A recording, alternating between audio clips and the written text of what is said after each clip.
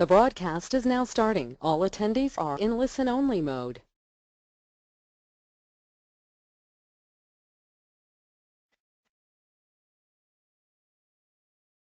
Good morning, everyone. Welcome to Measure's monthly webinar series.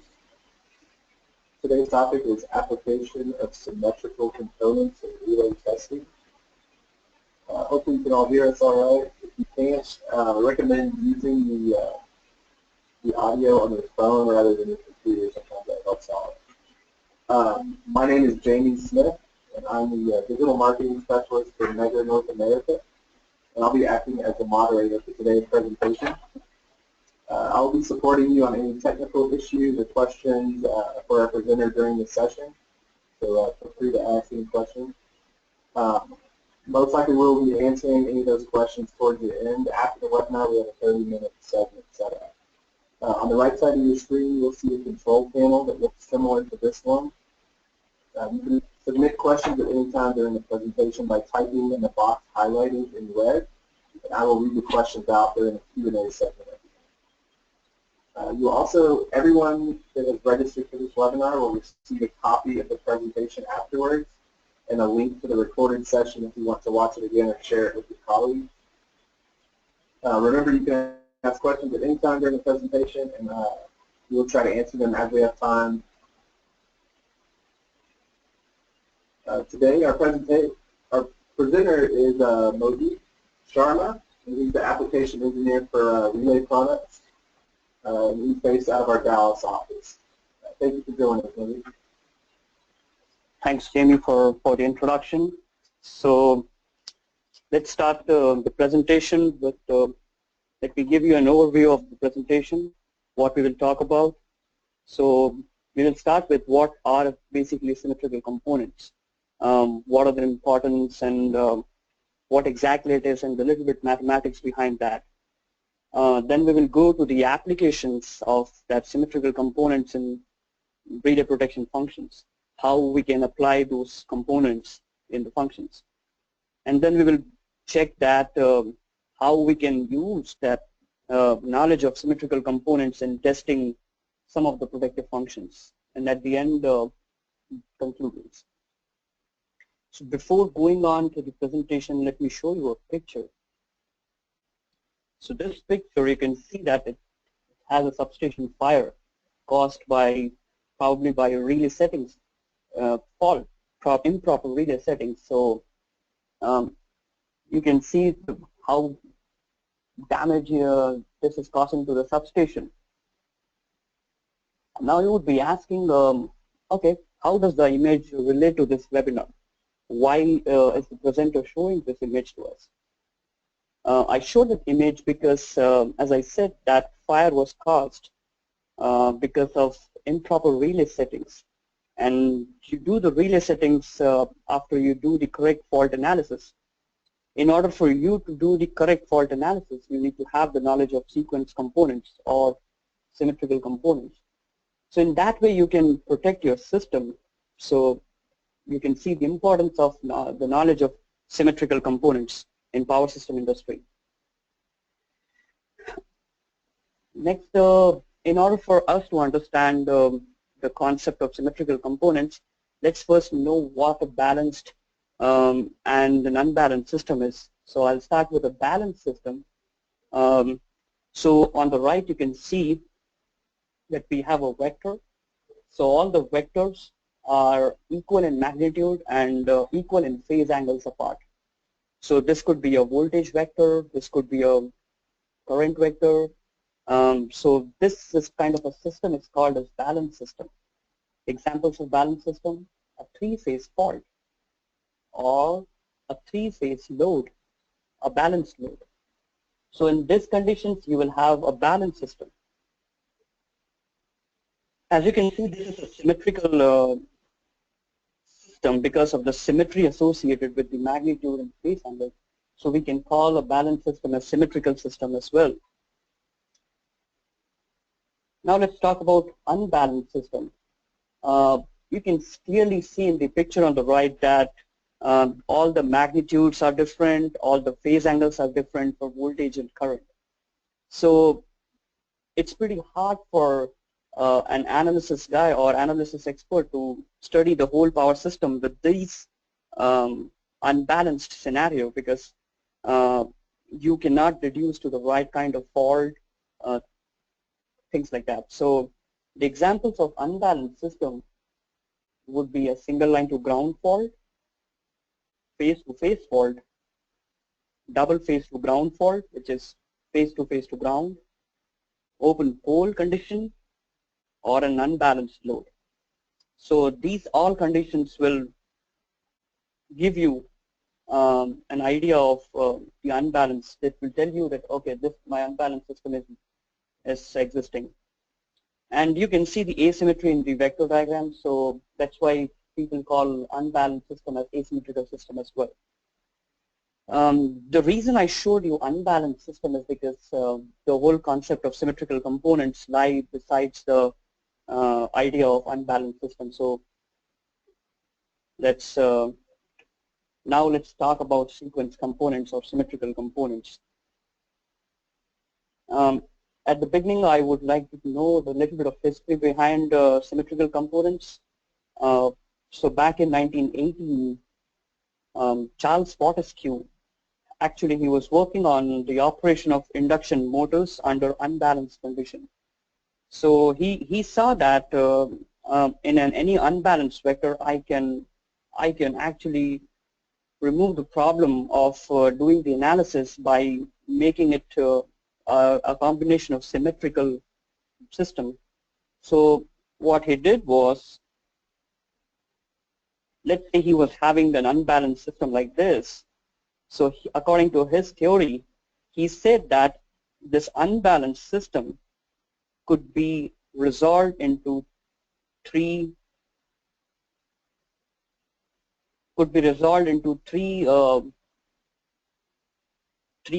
symmetrical vectors, you can see, and he called them as positive sequence, negative sequence, and zero sequence. Let me a little bit explain you more detail about this.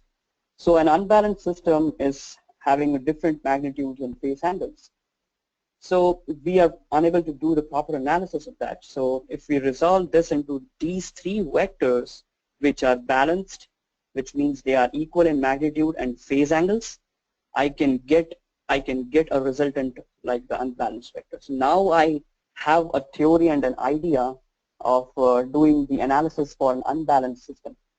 Again, he clearly stated that the whole concept of sequence components is theoretical and mathematical, so it's not physically existent. So just keep in mind that it's all theory and mathematics, just to make people understand that how an unbalanced system looks like.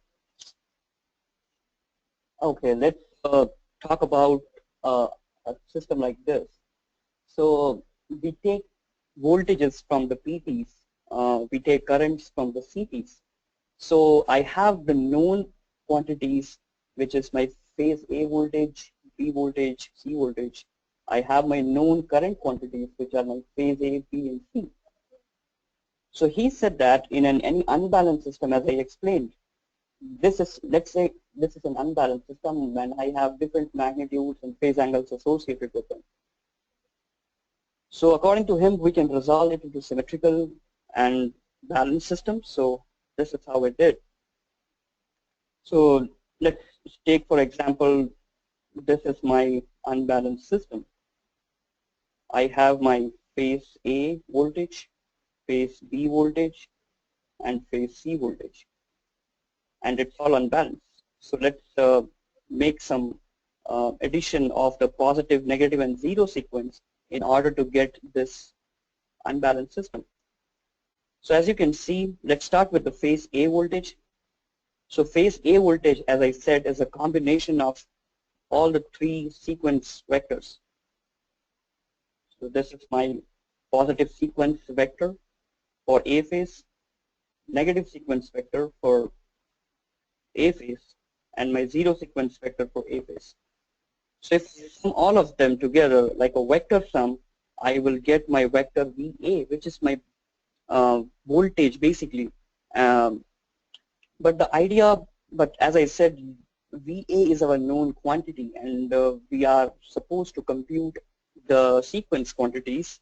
So we will explain that in the further slides, that how we can reduce the functions of VA1, VA0, and VA2 from the VA.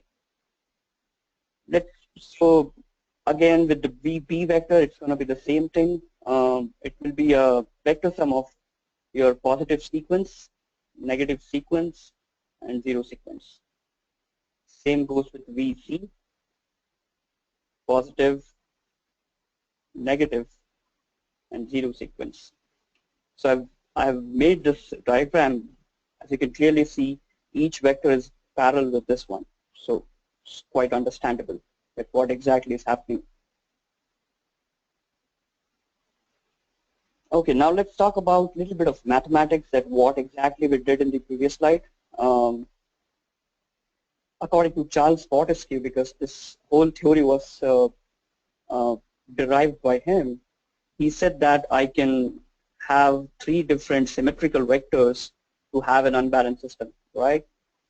So and he said them as positive sequence, negative, and zero sequence.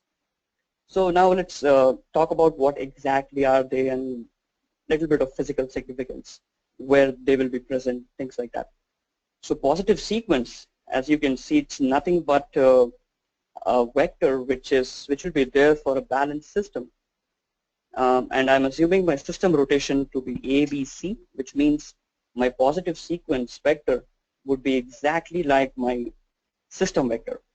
So I have ABC as my rotation. On the other hand, my negative sequence is nothing but a positive sequence with a reverse rotation, which means if I have a system rotation of ABC, I will have my negative sequence vector as ACB. But they all are equal in magnitude, as I said. And then I have zero sequence vector, which does not have any kind of rotation, and they are all same in phase angle and equal in magnitude. So if I sum all of them together, I'm going to get my unbalanced vectors, as it is derived in the equation which you can see here. My phase vectors are equal to my summation of all the sequence vectors. Just to give you a little bit of idea about zero sequence vector, but we will cover that in my further slides. Just remember that the zero sequence vector will be caused because of any ground fault. I mean, any current flowing through the neutral of a system. Just keep that in mind, and we will talk about that in detail in the later slides. Okay. But there's a problem we have here. As I said, VA, VB, and VC are the known variables. We know them from the PTs. We are measuring them for the power system. But we don't know these 6 quantities. So I have 3 equations, but I have 6 variables, which means I cannot solve this equation, all these equations. I need to have my variables in which is exactly in the same number as my equations. So I need to reduce this VB1 in terms of VA1. So all these 6 vectors here should be in terms of these 3 vectors. So what he suggested was, okay, let's take a concept of A operator. According to him, the A operator would be nothing but a vector. If you rotate it in the counterclockwise direction by 120 degree, keeping the magnitude as constant, you will get the other vector.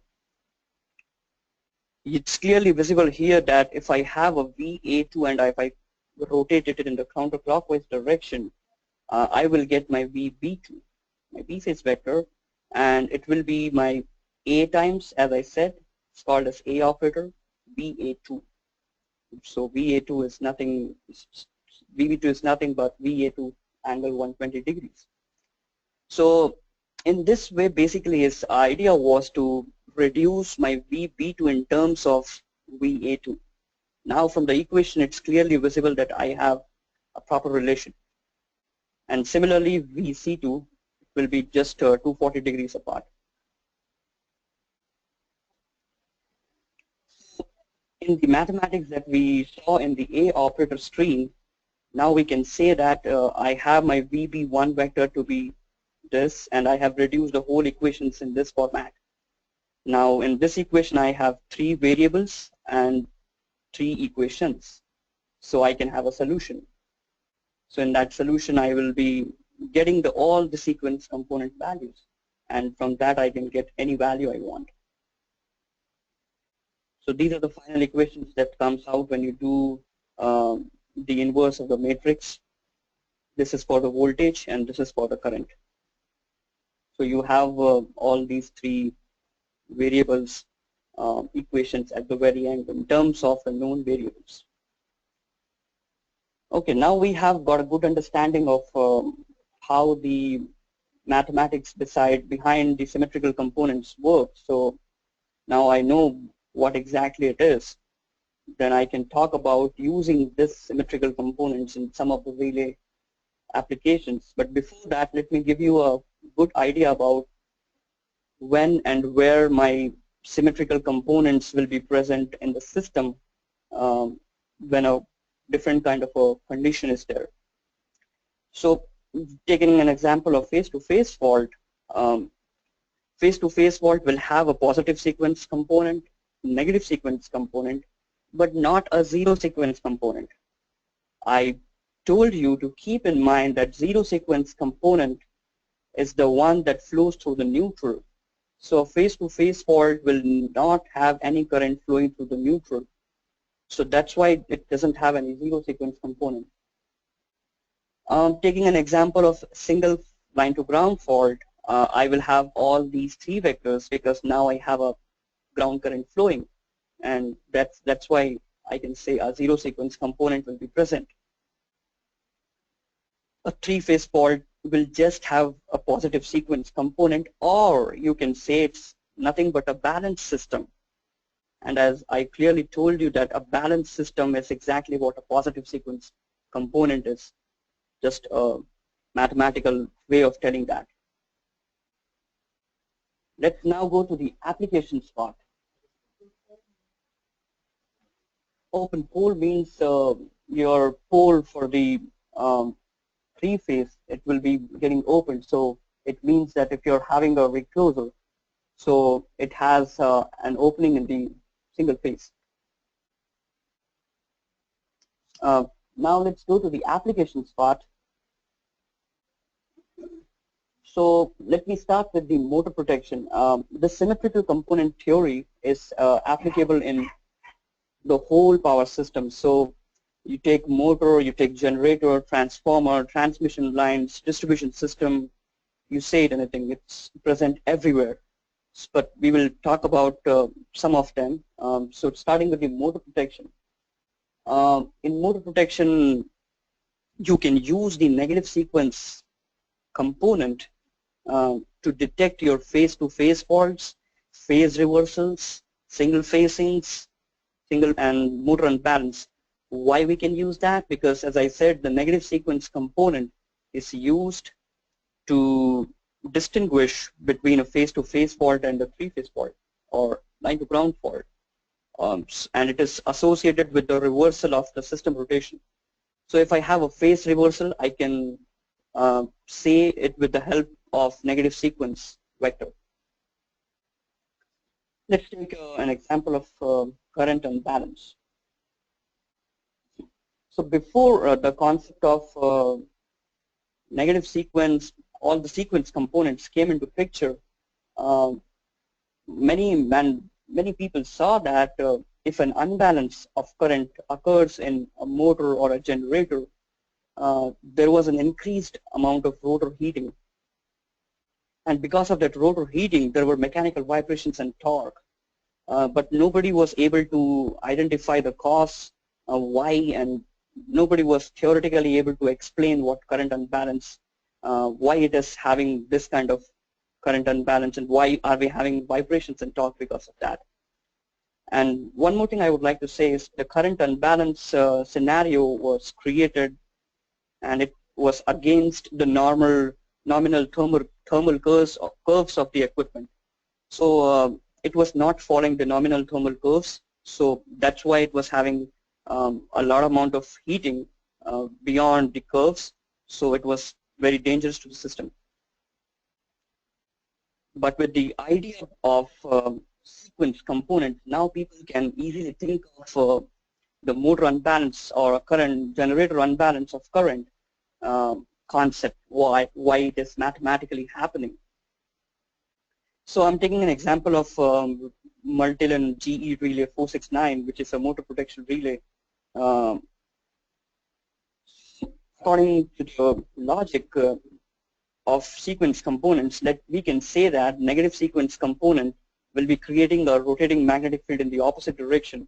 And because of that opposite direction rotating magnetic field, people studied and did a lot of analysis and found that it was having double the frequency. Because of double the frequency, you're having an increased skin effect in the rotor.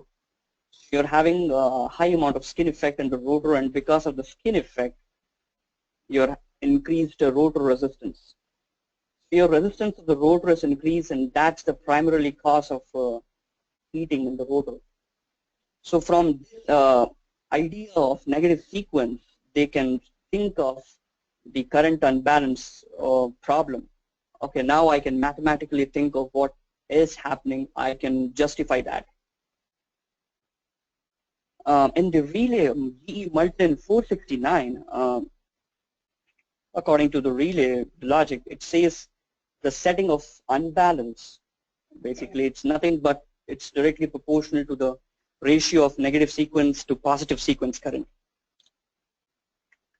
So if, let's bring Mr. X here, for example, and he is a technician right now, and he doesn't know about sequence components, and he was given task to test Multilin 469 unbalance function.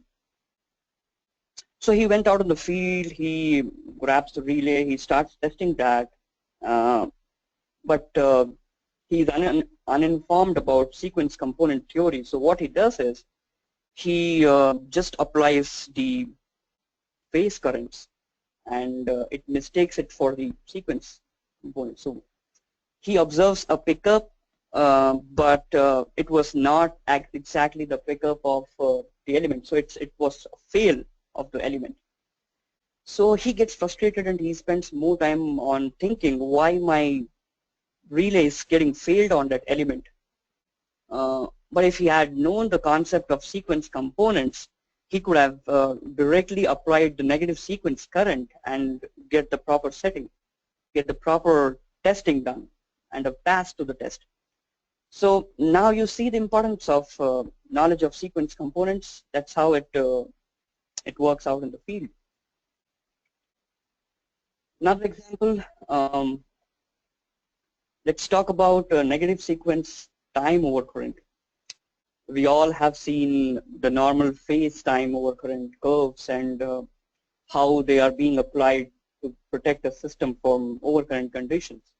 But now we can see the concept of negative sequence since we know them, what exactly they are. And as I said before, that negative sequence is more sensitive for phase-to-phase faults because it distinguishes the system from other faults, right? So if you're having a phase overcurrent and a negative sequence overcurrent, I can have a clear distinguish in the negative sequence element for phase-to-phase faults, which means if I have a three-phase fault, my element will not get picked up, and I can have a proper distinguish between them. Some of the relay manufacturers, they are trying to implement the concept in their relays, and they are having a separate element for that. Just remember, a separate element than the phase overcurrent. So they do they basically employs the logic like this, and what they do is now they do some mathematics in the relay internally, and they come to 3I2 figure. my I2 is nothing but my negative sequence. And then they say that my tree I2 is the negative sequence overcurrent element pickup. So let's take this for an example to have a good understanding of what I'm saying. I have a system like this. I have a line recloser. I have a feeder breaker, feeder relay, which has both phase overcurrent elements and negative sequence overcurrent elements. Okay. Let's say I have a fault here, which is beyond the line recloser. So according to the concept, my line recloser should open to clear the fault, and it will follow this downstream phase time overcurrent curve because it's in the downstream. So my line recloser should open and it will clear the fault, but what if my line recloser fails to open? In that case, I should have a backup. I should have a backup to clear the fault. So this is an example of a backup. So usually traditional ways of having the backup protection is you just have a phase time overcurrent element of this feeder relay giving operation to the breaker to trip it in case of backup or in case of line recloser getting failed to open. So this upstream phase time overcurrent will follow this curve. Okay, now let's talk about a case where I have a negative sequence time overcurrent giving an open breaker command. So negative sequence time overcurrent, as I said, some of the relay manufacturers are employing the use of negative sequence component for line-to-line faults. Just for your assumption, this was I'm assuming this as a line-to-line fault. For a line-to-line fault, you will see when you do the fault analysis, you will see that my negative sequence element pickup is √3 times my equivalent phase pickup. So they have introduced the concept of equivalent phase pickup, many relay manufacturers, and then they incorporated in the relay, they incorporated the curves associated with equivalent phase pickup in the relay. And when you do a √3 times of that, you get a curve which is below the upstream phase over current. So it's clearly visible now that my negative sequence curve is more sensitive towards line-to-line fault. As I said, it's only happening in case of line-to-line faults. And it's more sensitive towards line-to-line faults. So I can say, okay, I can use this element for just to have more sensitivity. Now we have talked about motor. Let's see how this sequence component theory is in transformer. I've taken a classic example of transformer differential, and this is how my system looks like. It's a generator. I have CTs connected, which are Y connected, and I have a transformer, a delta Y transformer, and I have an 87 element which is absorbing the differential current from these two CTs. So in case of a high differential current, I mean an internal fault, my 87 element will pick up and I have a differential trip. And because from the differential protection, basically I'm protecting my transformer because it's a huge asset and it costs a lot. But in this scenario, there is a catch.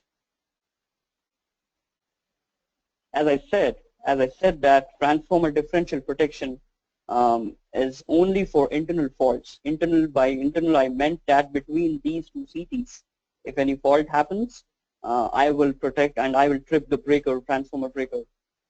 But what if I have an external fault? So in an external fault, and let's say it's a line to ground fault. So in case of a line to ground fault, I would not want my transformer to trip because it's an external fault. It's not a fault which just happened in this zone. So I don't want my transformer to trip.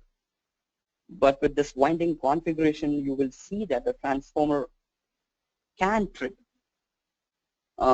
it will be tripping in case of a high magnitude line to ground faults externally. How? Let me show you.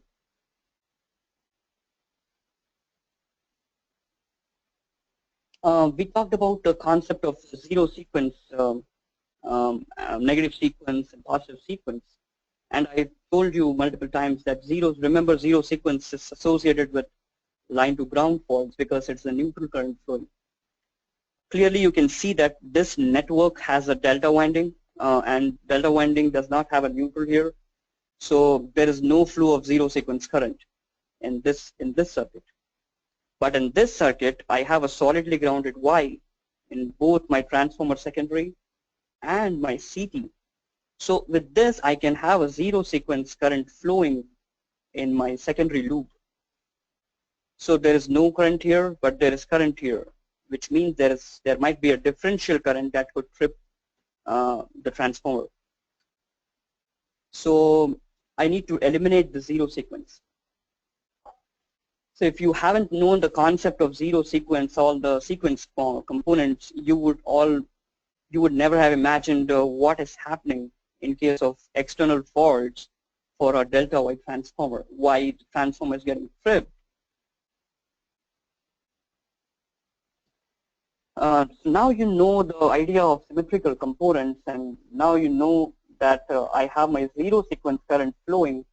Okay, so now you would think that is there a way that I can eliminate that zero sequence current flow to not trip my transformer for external faults? Yes, there is a way. So there are two ways. So the one way was the traditional way, which was employed in a lot of electromechanical relays before microprocessor relays came into existence. The first one was it's called as an external compensation. So basically in the external compensation, what you're doing is you're having a Y connected CT to the side of a delta transformer, and you're having a delta connected CT to the side of a Y transformer, Y side of the transformer. So you have Y grounded on both the sides. This Y is grounded here, solidly grounded, and this Y is grounded here. So in both the loops, now I have zero sequence current flowing. So in a way, I have restricted my differential element to trip for external faults, because now I have equal current and there is no differential current flowing. But nowadays we have new microprocessor relays, a lot of numerical relays, which does not require changing the CT connections that I shown here to this kind of a configuration. What I'm trying to say is, even if you have Y connected CTs on both sides in a case for delta Y transformer, I can still compensate that phase difference. So many of the microprocessor relays, they employ the concept like explained here. Let me give you a brief idea about what it is. So you can see I have a delta Y winding, and my Y connected winding is 30 degree in difference. It's lagging 30 degrees with the delta connected winding. So the microprocessor relays, they have introduced a concept of saying that, okay, if I have a 30 degree difference, why don't I say it to be 1? Let's say 1. 1 means an angle shift of 30 degrees. So with this CTC component, this basically I have taken it from a Schweitzer relay. So the CTC means CT compensation. So the CT compensation, what you're doing is you're rotating this Y winding in the reference phase. So basically you're compensating the 30 degree phase shift. So that if I say 1, so my relay will understand that I have to internally rotate my Y winding of the CT to be in phase with the delta winding. So if you put the settings like this, the relay will understand automatically, and it will overcompensate for the phase shifts. And in a way of doing the compensation for the phase shifts, you are also eliminating your zero sequence. That is done you can clearly see mathematically, but I'm not shown here, but mathematically it's visible. We have covered transformer differential, we have covered current unbalance in motor and generator. Now let's talk about generator protection and loss of relaying potential function in generator. Most of the relays, most of the generators have loss of relaying potential protection. What it is basically it is protecting your system from, in case, not protecting basically, it's the idea behind employing the use of loss of relaying potential is it is detecting the blowing of fuses which are connected in the PT secondary, and that PT is actually measuring your terminal voltage. So if my PTs are connected and they're measuring the terminal voltage of a generator and the secondary of it gets failed, then there is no relaying potential because PT secondary is giving voltage to the relay. And if there is no voltage to the relay, so this function will get activated and it will block my voltage related protective functions in the generator. So now it will block, and why it is doing the blocking? Some functions do blocking, some trip, depends on manufacturers. I'm taking an example of blocking of those functions. Why it is blocking? So the reason behind it is I don't want a false trip for a blowing of fuses in the PT secondary. In case of that, I don't want my relay to get a false trip. That's why I block those elements only for the instance of fuse failure. So, and I have an indication in the relay which says I have a loss of relaying potential. And now I can go and I can go to the field and I can change my fuses. So in a way, it is doing that idea. So many of the relay manufacturers, they employ that I have a relaying potential loss, and I can derive the logic for that with the positive sequence voltage only. So when I have a decrease in my positive sequence voltage, I can declare a loss of relaying potential. You must be asking a question: why not a phase voltage? Why not a decrease in phase voltage? As I said, loss of relaying potential is clearly to detect your blown fuses in the PT secondary or any open circuit in the PT secondary. So in that case of condition, I want a discrimination between phase faults or unbalanced system and detection of and fuse failure. If I have a phase voltage, then I might think I might go for faults, and it will take a long time for me to think that, oh, okay, my fuses have gone wrong there. But if I have this function as the logic for positive sequence voltage, I can say that, oh, if I have a loss of relaying potential, I'll directly go and change my fuses, and there is no need to think of that, nothing like that. So let's bring back Mr. X again. Now he got a promotion. He is a settings engineer now. So what he does, but he is still uninformed about the idea of symmetrical components. So what he does is he goes and he sets the loss of relaying potential according to the phase voltage and doesn't realize the discrimination. He sees that there is the protection scheme afterwards is failing. I mean, there is a lot of problems in the protection scheme because of that. But if he had known the concept of positive sequence voltage, then he would have given a system a good look as from the protection scheme idea. So there's a huge requirement of getting the knowledge of sequence components. Now we have talked about all the different applications. Let's see the testing part and how we can use those components in the testing different protective functions in a way to simplify my testing. Let's take current unbalanced pickup in a motor or in a generator again as an example. So according to the relay settings, CT secondary full load amps, I'm assuming it to be 5 amps at the moment, just I'm taking an example. And I'm saying that my percentage unbalance is set to be 20%. So by 20%, it's not, as I again said, it's not related with my phase currents. It is related with my negative sequence current. So if you take 20% of 5 amps, the full load amps, you will get 1 amp, which is 1 amp of negative sequence current. So I'm saying the negative sequence current is my unbalance, to make it more clear. So what is happening is I have a system.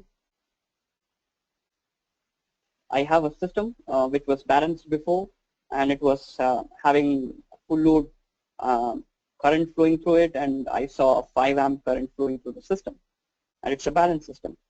And on the top of that, I saw an unbalance, and which has a magnitude of 1 amp, and as I told you, it's a negative sequence, so it will be having a different phase rotation. So from the color code, you can clearly see the negative sequence has a different rotation, positive sequence in compared to the positive sequence. So basically you are imposing the negative sequence vector on the top of positive sequence, the balance system, in order to create an unbalance. So many software nowadays, they have software for the testing of relays. They have sequence component window, and you can just type in your sequence component values in here, and you can just go and see what my actual phasor values would be. So the software automatically calculates all the mathematics behind sequence, this whole concept that I showed you in previous slides. But I explained you those mathematics for a reason. The reason is, if you see the software is doing something wrong, then you can actually see, you can find the fault there, because you now know the mathematics behind that. So this is how it will look like, and you will inject the phase currents to the relay in order to test your current unbalance pickup. So let's take now a second example of testing, and this example is says if I have a 51P and a 51N element on the same trip contact. What it means is, let's say I have a microprocessor relays, and microprocessor relay has a trip function which has these 4 elements, which is a undervoltage element, an overcurrent, phase overcurrent element, a neutral overcurrent element, and a instantaneous phase overcurrent element. I have these 4 elements for my trip function, and they are associated with the same trip contact. So if, according to the logic, if any of these conditions happen, my trip contact will give a trip, and it will trip the breaker. So how do you test it?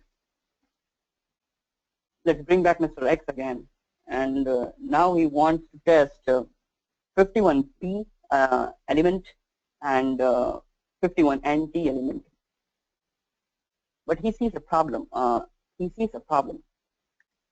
What problem it is he sees that my 51N element is getting picked up before my 51P. So he's trying to do like a single phase test, to be more clear. And according to the test, 51N element is getting picked up before 51P all the time. He's not able to test his 51P.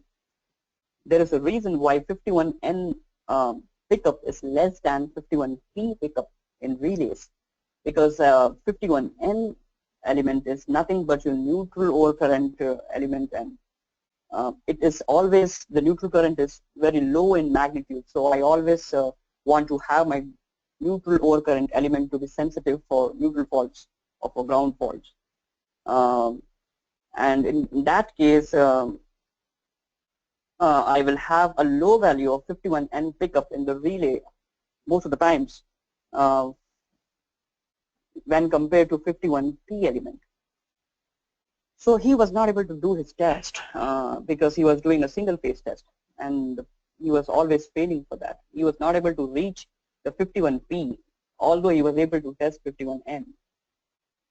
So if he had known the concept of symmetrical components, what he could have done is this thing. So let's say he wants to test 51P element first. So what he can do is he can apply only positive sequence current with other sequence quantities to be 0. So why I am showing this is to give you a more good understanding of the use of sequence components. So in this way, what is happening is you're just applying positive sequence current without any negative and zero sequence current. And I told you in my previous slides that negative sequence and zero sequence currents will only be happening in case of unbalanced faults. So unbalanced faults have ground faults and all different kind of other fault conditions. But it is not associated with a three-phase fault and a balanced system. So if I want to test my 51P element, I will just apply positive sequence current and not any zero sequence current or negative sequence current. If there is no negative sequence or zero sequence current, my 51N element is not getting any current. Why? Because as I explained it, 51N is the neutral overcurrent. It's measuring the neutral flow of current, neutral current. There is no neutral current because I am only supplying positive sequence current. There will be no operation of 51N element. So I can reach to the conclusion of a path for 51PT. In this example, I'm assuming a 51PT element pickup as 5 amps, just an assumption. You will apply 5 amps positive sequence, as I said, just the positive sequence, and keeping every other quantities to be 0. And then you will reach to the phasor values, because ultimately from a test equipment you are supplying the phase values. So I'm supplying the phase values, and it will give me a 51PT trip. Now he wants to have a test of 51NT element. So 51NT element, in that case, let's do one thing. Let's apply just the zero sequence current. As I clearly explained to you before, that 51NT element is basically measuring the neutral current. And zero sequence current is the one that is flowing through the neutral in case of neutral faults or ground faults. I'm sorry. So if you apply zero sequence current, you will reduce you can test 51NT element. Let's say, for example, I have a pickup of 51N to be 3 amps. You must be wondering why I have this expression 1/3 of 51N pickup. Here it is. Here it is coming from. You remember we derived sequence quantities from phase values. So my zero sequence current was 1/3 of my phase A plus phase B plus phase C current. In case of neutral ground faults, the summation, the vector summation would be equal to neutral current, right? So a neutral current, if I put my 51 neutral current pickup and I supply 1/3 of that, I can do a 51N pickup. In that case, your 51PT element is not getting picked up. Why? Because you're already having a very low pickup, 3 amps, and my phase pickup was already 5 amps, so it will never get picked up. This is how I will do. I will go to the software. I will just write my zero sequence current to be 1 amp, keeping everything 0. And this is how it will look like for the phase values. You will be outputting these phase values into the relay to test that element. That's how you can distinguish between 51PT and 51NT if you have a 3-phase test equipment. Again, because all the sequence components lie with the concept of 3-phase. So you need to have a 3-phase test equipment for that. We do have, as a Mega, we have some protective test equipment which are called as SMRT. that can do all these testing for you. We have the product ranges SMRT46D, which is nothing but a 4 voltage channel, 6 current channel unit, and it has a display. And the 410D has a 4 voltage and 10 current channel unit. I was explaining that software will do all the mathematics behind sequence components. So we do have a software like that is called as RTMS, Relay Test Management Software. You can put in all the values in there, and the software will compute all the mathematics behind that and will give you the phasor values in this format. And then you can inject that into the test equipment. I covered talking about transformer differential, time over current, and did not cover distance, but we do have solution for that. If you want to have transformer differential test, we have screens for dedicated screens for them in the software. We have time over current screens where you can see the curves and everything, and the distance screens like that to test those elements. We do have that feature in our software. Going to the conclusions now. Now, with the whole presentation, you have understood the whole idea of sequence components, and you have saw that it's a simplified way of performing testing. It will be constant across all the relay manufacturers. Doesn't matter who the relay manufacturer is, because this is a logic or a theory that is being applied across the universe. It's more realistic. It will help you create more realistic fault conditions, and also it is a must-know for fault analysis. If you are a relay settings engineer, you need to know the idea of sequence components. Now I will hand over to Jamie.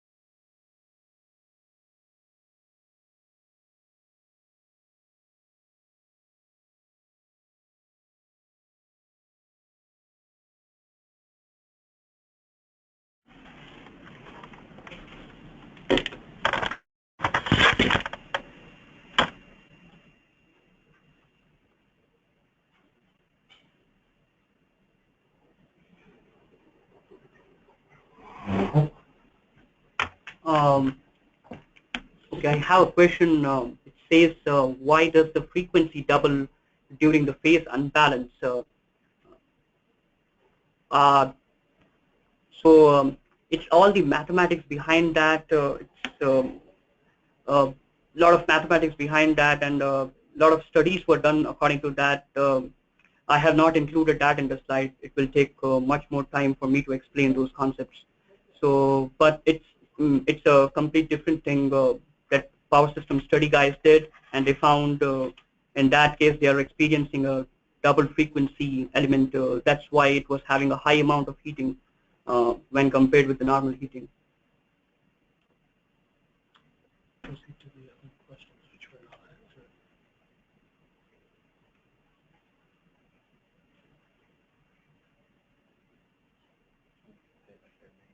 I have a question here that says the skin effect due to doubling of the frequency causes heating in the rotor. Can we say doubling of frequency causes increased hysteresis and eddy currents, which vary with the same power of frequency? That's true. That's absolutely a different way of understanding the concept. There are so many ways you can deduce to the heating effect. This is the right way of understanding the concept. That's true.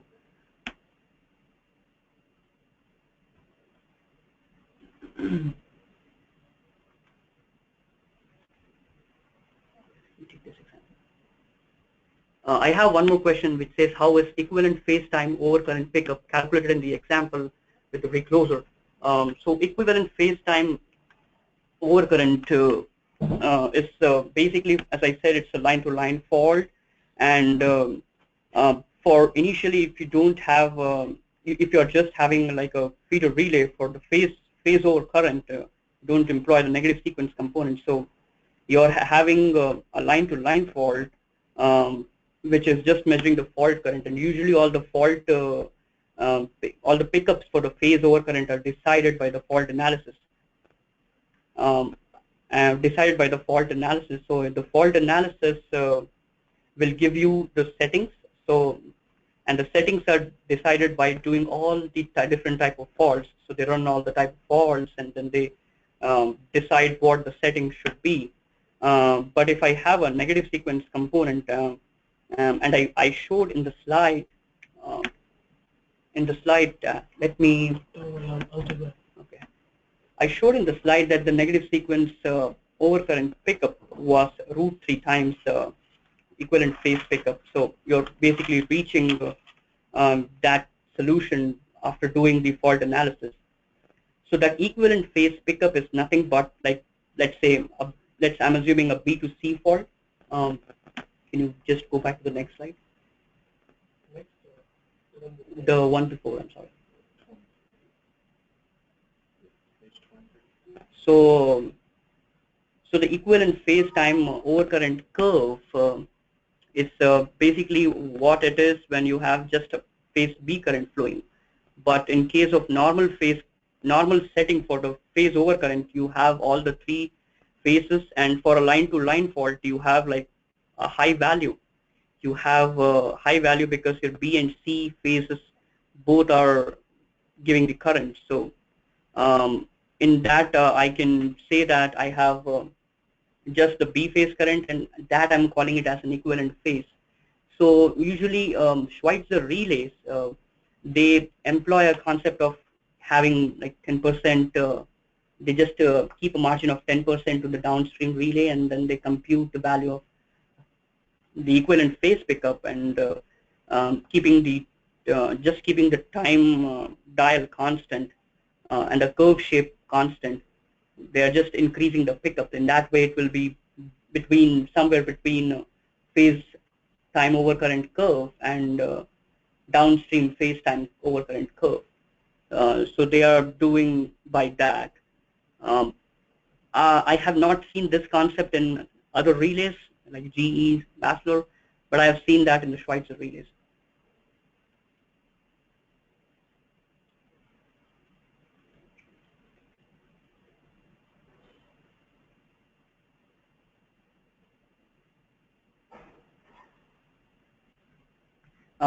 Okay, I have one more question. It says from Luke, I have a question that says, how does a relay monitor sequence voltages or currents? As you said, the sequence components are not physically existing. They are just a mathematical tool. Is the relay computing the sequence component internally? Yes. The relay is computing the sequence components internally. For example, you said a loss of potential relay picks up on decrease in positive sequence voltage only, and some other relays monitor only negative sequence current. So when testing with Mega software, you enter the sequence values you want, and it calculates what the input should be. So the relay, let me see. So the relay doesn't actually see the sequence values, but the unbalanced and out of phase inputs. That's true. It's absolutely true. So basically, your relay is what the relay is. It's monitoring your voltages, phase voltages, and phase currents. It's not actually monitoring your sequence components. So you need to provide phase values to the relay in order for the relay to internally compute everything. Um, that's how it is done. So yeah, you are absolutely correct on that.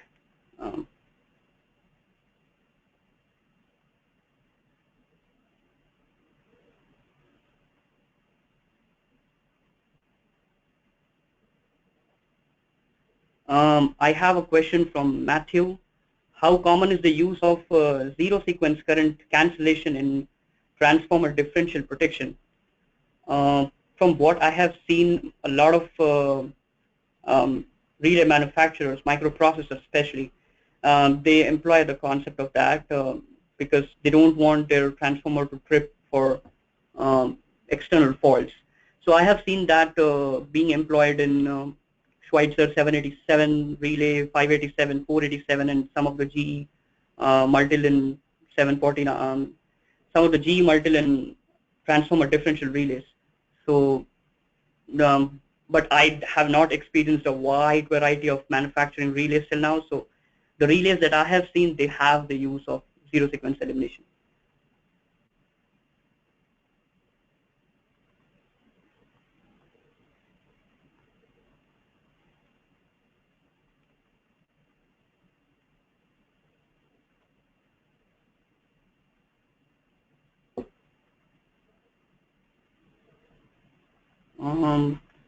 The other questions are related with is there a way we can get a copy of presentation for reference?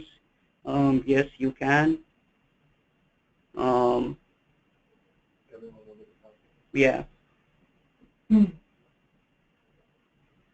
I have a question here. It says, what's the usual pickup value with respect to the nominal? I don't understand what does it say with respect to the nominal. It depends on what application they are using. Exactly. Basically, a pickup value, as I said, is computed not from the nominal values, but from the fault values. So they do all the fault analysis, and then they derive a pickup value. So it depends actually. I'm not sure what do you mean by nominal here.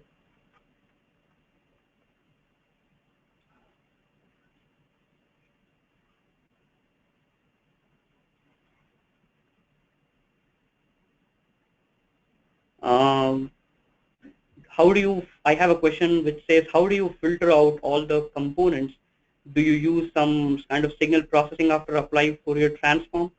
Yes, that's correct. I have seen that in many microprocessor relays. They do signal processing and then they apply Fourier transformation. So that's correct. In the relay, they are doing like that.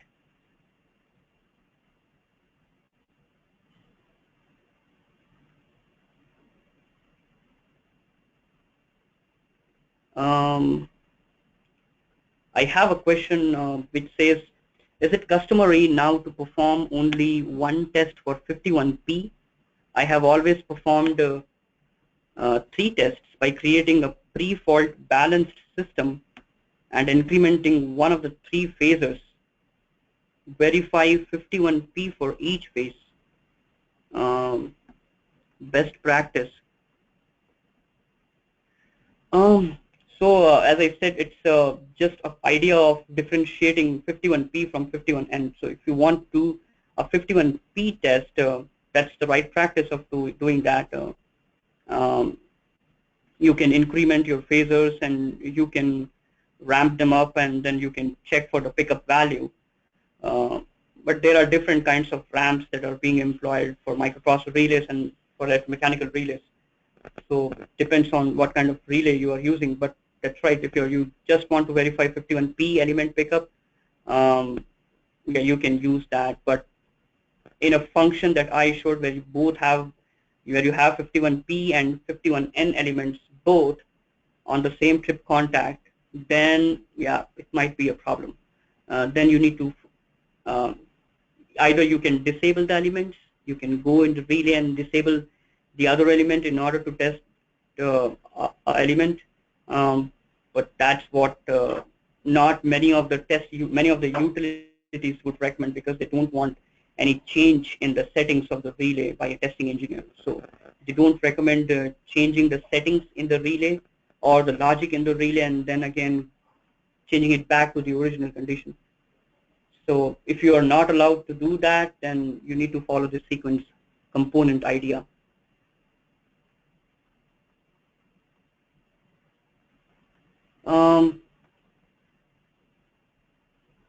I can see when you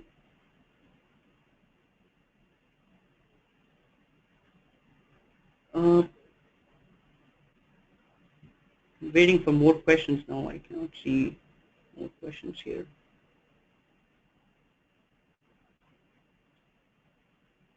We do have time. If you have a question, just type in there and I will be more than happy to answer that.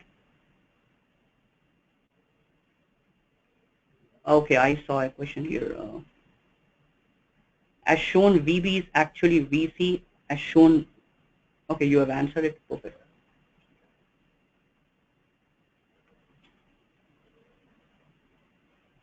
So this has been answered.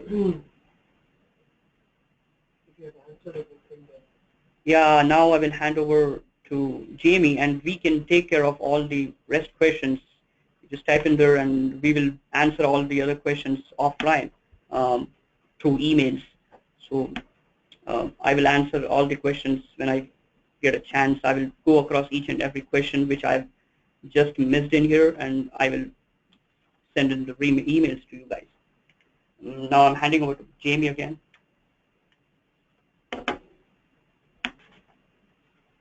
Okay, it looks like we're out of questions for right now. Like you said, if you have any other questions, feel free to contact us offline. You can just email them to me directly, actually, at jamie.smith, that's jamie.smith@megger.com, and I'll forward those questions over to the correct person, and we'll get back to you as soon as possible. But that's it for today. Thank you all for attending. We hope to see you again at our next webinar. Have a great weekend, and also remember to answer the survey if you can. We'd really appreciate it. Thank you.